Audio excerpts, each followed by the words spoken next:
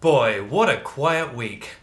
Tumbleweed, am I right? Just absolutely nothing going on in the YouTube community, nothing worth discussing. Am I right, sisters? That's right, there's so much James Charles news this week that we've dedicated an entire episode to it, which is great news for pro Jared, who cheated on his wife, but there isn't enough time this week to talk about it. So, great job, Jared, you've skirted around that one, but don't cheat on your wife, you douche. On this week's edition of YouTuber news, I forgot to do the joke. And we have the return of YouTuber Watch. Who will it be this week? All this plus I'm the bad guy. Duh. On this week's edition of YouTuber News, hosted by me, Benedict Townsend, and brought to you by PopBuzz, the website that is once again funding my 2020 campaign, and that's Benedict 2020. Make crime illegal. Vice Pres Whoop Gold! And again, if anyone knows how to get hold of Whoop Gold, I don't know where she lives, don't even know if that's her real name. You know at the Olympics when someone's standing there getting ready to do the 10 million meters or whatever. I'm not a sports guy, and they just know they've got a Herculean task ahead of them.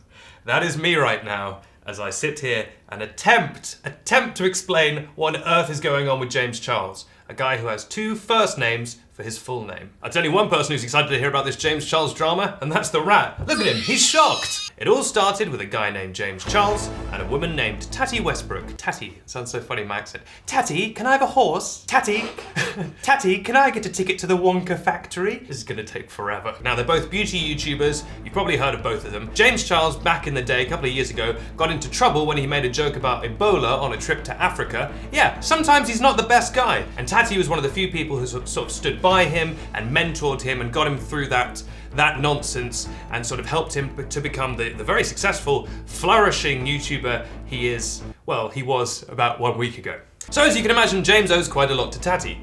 Now, James went to Coachella. Are you going to Coachella? James went to Coachella, and while he was there, he did some sponsored content for a company called Sugar Bear Hair Vitamins. And this greatly angered Tati because she herself has a company called Halo Beauty, which sells vitamin pills. And we can't ignore the fact that all of this YouTube drama is based around magic vitamin health pills, which is just about the most YouTube thing of all time. And do any of these health pills work? Are any of them science? I'm not allowed to say legally. I'm not gonna weigh in on that. You know, I'm not a doctor, I'm not a scientist, but then neither is Tati Westbrook. The point is, if you want some vitamins, maybe just eat like an apple, then you'll probably be fine. But hey, if you want to spend like $1,000 on hair pills, you can do that if you want. You're gonna get sued by these Care Bears, these health Care Bears. They're gonna care about this, let me tell you. Tati was very annoyed and did an Instagram post talking about how sad she was, but not calling out James by name. James then issued a public apology, apologizing to Tati, recognizing everything she'd done for him, and it looked like at that point the drama was sort of resolved. But then a guy called Gabriel Zamora waded in and just muddied up the waters. Gabriel Zamora, by the way, is a fellow beauty YouTuber, so this whole thing is very much contained within the YouTube beauty community, which is pretty messy at the best of times, as I'm sure you know. He posted a Snapchat video where he said, in the grand scheme of it all, you really have to check in with yourself and think, is this really a thing? Because if not, you're gonna be sitting around on the internet crying over vitamins when there are really things going on in the world. And, you know, that could certainly be said to be an opinion. People are dying, Kim. And that's when I know, I'm getting to it now. I know you're excited. And that's when Tati posted a 43-minute video called Bye Sister, where she just went in on James. And she said that he had been a bad friend, she spoke about the whole vitamin thing, and she also inexplicably decided to wade in on some much more serious accusations that James Charles has been pressuring and harassing young straight men to become romantically involved with him, which is of course very serious, but seemingly completely unrelated to this whole vitamin thing, and it's quite strange that she brought that up. And then that triggered in itself a whole separate drama. So now we have several strands of anti-James Charles drama going on at once. James then posted an apology video to Tati's video, just called Tati, where he very much apologized to her. You know, he was very visibly upset in the video. That video then went on to become the most disliked apology video of all time, and one of the most disliked YouTube videos of all time. So that backfired pretty heavily, but also like, what was he supposed to do? And at that point, the drama then expanded even more because the accusations about James's inappropriate behavior, or alleged inappropriate behavior, started to expand. In her video, Tati had spoken about how she was at a restaurant with James and there was a young man who was a waiter there, and how James had been very flirty with him, and that the two of them had sort of had a back and forth conversation, and that James had acted inappropriately towards that waiter and pressured him in a bad way. That waiter's name is Sam Cook. He came out and made a video himself where he said that, yeah, he did have a bit of a consensual relationship with James Charles. Nothing really happened. They kissed a bit. But then he later came to realize himself that he was straight. He told James that he was straight, but James wouldn't leave him alone. This is, in his words, allegedly. James wouldn't leave him alone, kept harassing him, and in the end he had to tell James to stop messaging him. Oh God, there's so much of this. This echoed a previous accusation made by someone called Gage Gomez, who had gone with James to Coachella. Do you remember Coachella from earlier in the story? Are you going to Coachella? Gage had also said that despite being straight, James had made moves on him and sort of pressured him to be romantic with him, which James vehemently denied, and James said that Gage very much implied that he was interested in James. That being said, he still really apologized for that. So if you're still with me, we've got several strands going on here. We have all these people accusing James of sort of harassing them. In the background, we've got this dumbass vitamin thing that like no one should care about, but everyone apparently cares about. Literally, like, an orange is like vitamin C in an orange, beautiful, and it's from the earth, all natural, and it's like, how much does an orange cost? I'm a millionaire, so I don't know how much things cost. How much do oranges cost? Like £28? But the negative ramifications for James just keep coming. He lost millions upon millions of subscribers, over 3 million subscribers. Tati, for her part, went up to 10 million subscribers as people rallied around her. So it's very much like, whoop, gone like that. Also, many other creators, many of whom were friends, supposedly friends of James Charles, have turned their back on him. Jeffree Star has spoken out against him. The whole sister squad, the Dolans, Emma Chamberlain, all of them seem to have unfollowed him and distanced themselves from him. The Sisters apparel store, which is James's online merch store, has gone offline. And then people have linked that to Jeffree Star, because Jeffree Star's company Killer Merch is a distribution partner with Sisters Apparel. And if you look at the official Killer Merch website, Sisters Apparel is no longer listed as an official partner, and they were keeping that website online, so it looks like Jeffree has literally put his money where his mouth is, or put James's money where his mouth is, and pulled James's merch offline. So this thing has really spiraled out, this has rippled out and had huge ramifications for James, and it's still ongoing. I mean, he's still being attacked. And if I may offer my 2 cents, ching, ching, that's just 2 cents I was putting in the cup. I think what I find strange about this situation, not in any way to defend James, if he has done these very bad things, but I think what makes me a little uncomfortable about all this is not that people are criticizing James or calling him out. That seems appropriate.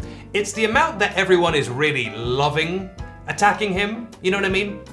You look on Twitter at all these fans, these fan groups, and it's the sheer glee with which they're watching him have his downfall. Like, there's nothing the internet loves more than building someone up and then really just tearing them down limb from limb. And it's like, there's nothing wrong with criticizing him or questioning his behavior, but it's like, do you lot really have to enjoy it as much as you are?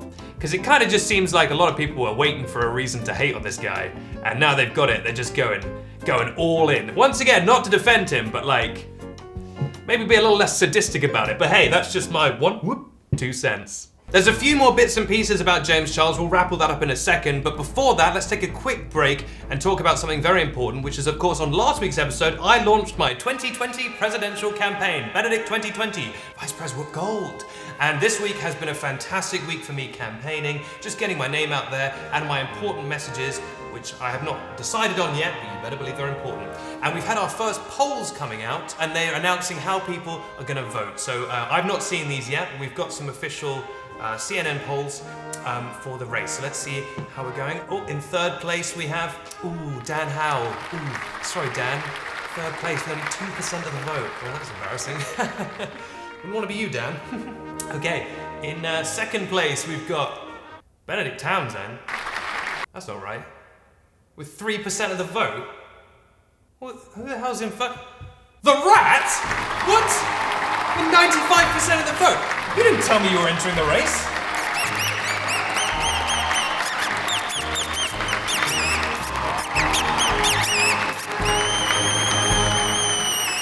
I guess it's like Rihanna said, once a rat, always a rat.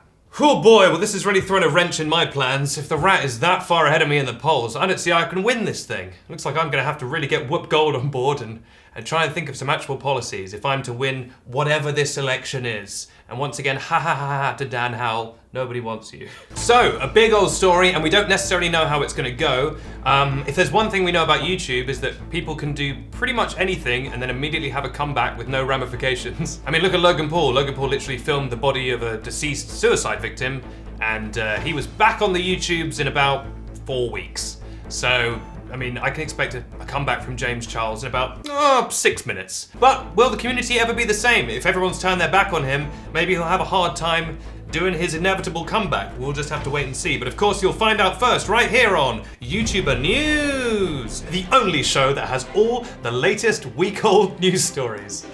It was insane how quickly this story broke one day after I recorded last week's episode. And I think that's great. Yeah, well, of course I slept with Pro Jared. Everyone slept with Pro Jared. It was the thing to do. Look at him. He's sex on legs. He's like liquid magma. No, that's too mean, because I would like to say seriously that I would like to give our first ever YouTuber News Award of the Week to Heidi O'Farrell, who is the woman who was previously married to Pro Jared and who just fearlessly called him out and just aired all his nonsense. And it's been wonderful to see how much the internet has rallied behind her, because she has had such a hard time that she absolutely did not deserve.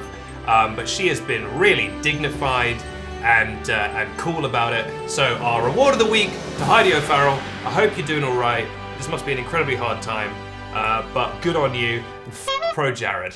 What I'm saying is, maybe I could be your running mate. You know what I mean? Like, you know, if I'm not going to be prez, maybe I could be vice prez. Forget Whoop Gold, she's nothing to me. You know, you've always been there for me, man. Come on, Rat. Jesus, I need this, man. Now it's time for YouTuber Watch, a popular segment where I zero in on one YouTuber and tell you what they got up to this week. And this week, it's been debate time in the 2020 campaign, so it looks like we have to check in with Dan Howell. It's Dan Howell Watch.